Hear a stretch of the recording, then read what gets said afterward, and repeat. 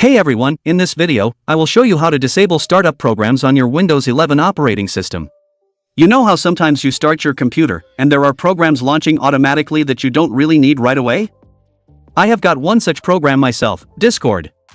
Every time I restart my Windows 11 PC, Discord fires up automatically, and I need to stop that. So, let's dive in. First, we need to open the Task Manager. It's super simple. Just right-click on the Windows Start icon and select Task Manager from the menu that pops up. Alternatively, you can search for Task Manager in the search bar and open it from there. Once you are in the Task Manager, click on the Startup tab at the top of the window.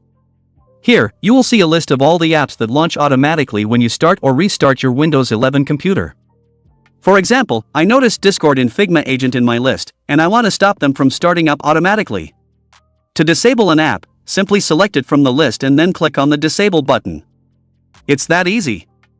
This will prevent the app from launching when you start your computer.